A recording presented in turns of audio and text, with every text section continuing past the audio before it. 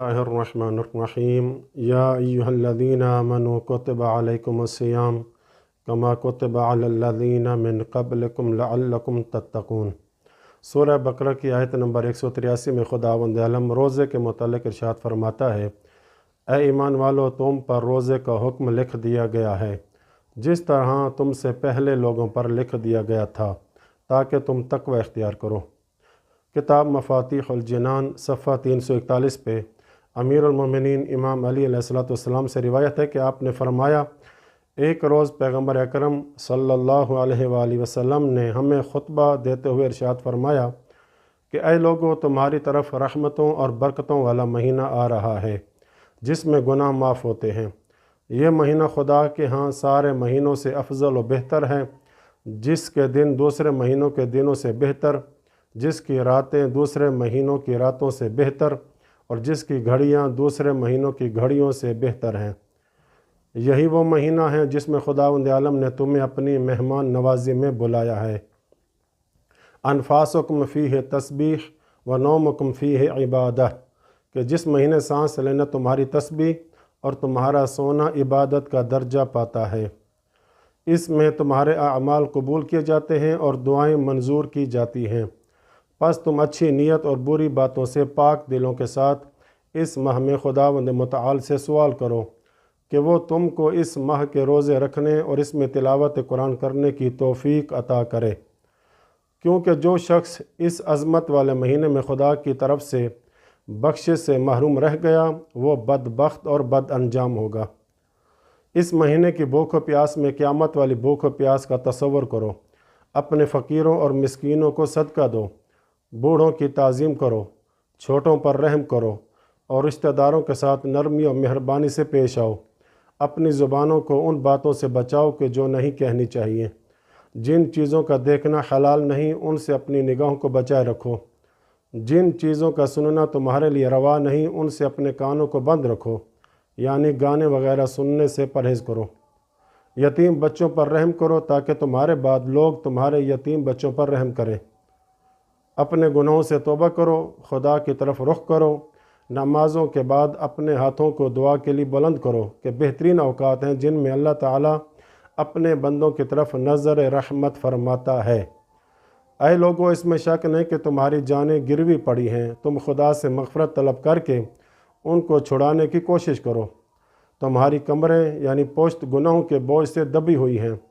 तुम ज़्यादा सजदे करके इनका बोझ हल्का करो, क्योंकि अल्लाह ने अपनी इज़्ज़त व अज़मत की कसम खा रखी है कि इस महीने नमाज़ें पढ़ने और सजदे करने वालों को अज़ाब न दे और क़यामत में इनको जहन्नम की आग का खौफ न दिलाए।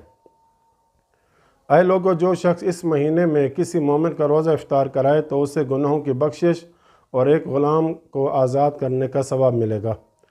हज़रत के असहाब में से बाज़ ने अर्ज़ की, या रसूल अल्लाह, हम सब तो इस अमल की तौफ़ीक नहीं रखते। तब आपने फरमाया, तुम इफ्तार में आधी खजूर या एक घूंट शरबत देकर भी ख़ुद को आतिश जहन्नुम से बचाओ।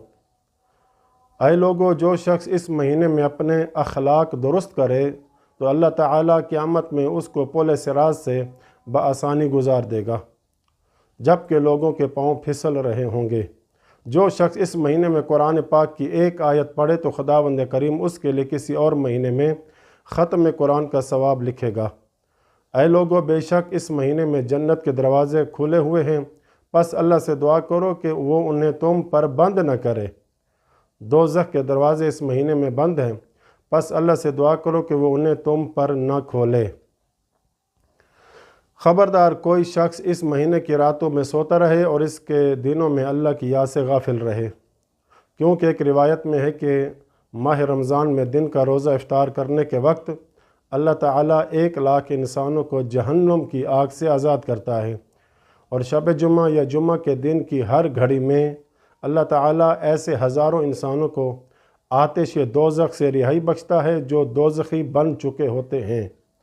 नीज़ इस महीने की आखिरी रात और दिन में अल्लाह अपने उतने बंदों को जहन्नुम से आज़ाद करता है जितने के पूरे रमज़ान में आज़ाद कर चुका है, क्योंकि इमाम जाफ़र सादिक़ अलैहिस्सलाम से रिवायत है कि जो शख्स इस बाबरकत महीने में नहीं बख्शा गया तो वो आइंदा रमज़ान तक नहीं बख्शा जाएगा, سوائے اس کے کہ وہ عرفہ میں حاضر ہو جائے۔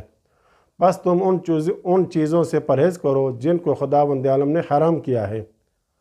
امام جعفر صادق علیہ السلام نے اپنی وصیت میں فرمایا کہ جب تم روزہ رکھو تو تمہارے کانوں، آنکھوں، بدن کے رونگٹوں اور جلد اور دوسرے سب اعضاء کو بھی روزہ دار ہونا چاہیے۔